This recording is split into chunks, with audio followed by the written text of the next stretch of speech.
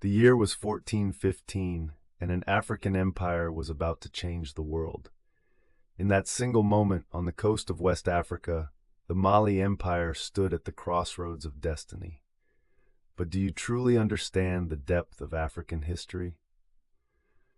Today we're going to test your knowledge and challenge everything you thought you knew about this magnificent continent.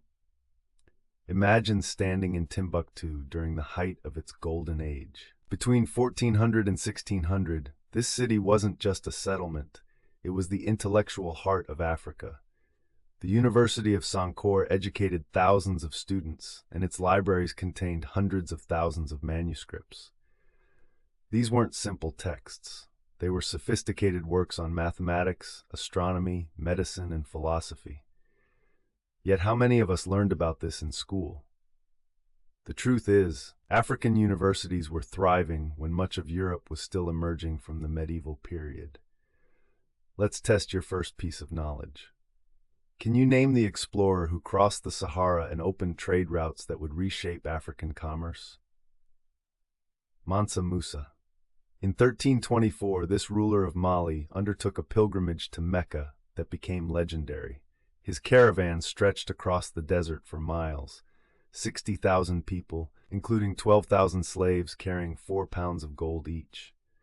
When Musa arrived in Cairo, his spending was so massive that he destabilized the entire region's economy. This wasn't a minor historical footnote. This was an African leader so wealthy and powerful that he altered global economics. But Africa's greatness wasn't confined to West Africa. Move your attention south to the Kingdom of Axum around 100 AD. This civilization minted its own coins, established its own written language called Ge'ez, and controlled trade routes connecting the Mediterranean to India. Axum was so significant that it rivaled Rome, Persia, and China as a world superpower. Very few people realize this today. Now let's push further south in time. The great Zimbabwe civilization flourished between 1100 and 1450. Picture massive stone structures rising from the African plateau, fortress walls, ceremonial platforms, and residential complexes built without mortar, without nails, without any external binding. How did they construct such architecture? Through engineering genius and organizational brilliance. These weren't primitive people building simple huts. These were architects and planners creating one of the ancient world's most impressive cities. Here's where your knowledge gets tested again. Who were the Nok people of West Africa?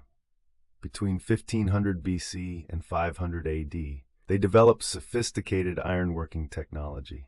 They created terracotta sculptures of stunning artistic quality. Archaeologists continue to debate how they achieved such technical mastery so early in human civilization. Their contributions to metallurgy influenced cultures across the continent for centuries. Let's talk about Egypt. And yes, we must acknowledge this truth clearly. Ancient Egypt was an African civilization. Egyptians were African people. The pyramids were built by African architects and workers. For too long, history books have treated Egypt as separate from Africa, as though it were somehow removed from the continent's story. It wasn't. It was the crowning achievement of African ingenuity, with a continuous civilization lasting over 3,000 years. Pharaohs like Khufu and Ramesses II commanded resources and labor that demonstrated unprecedented organizational capacity. But here's what this documentary is really testing.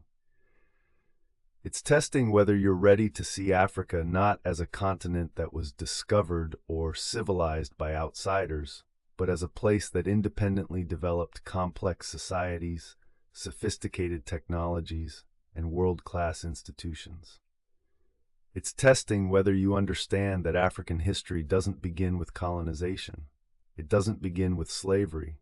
It begins thousands of years earlier, with kingdoms and empires that matched or exceeded contemporary civilizations elsewhere on Earth.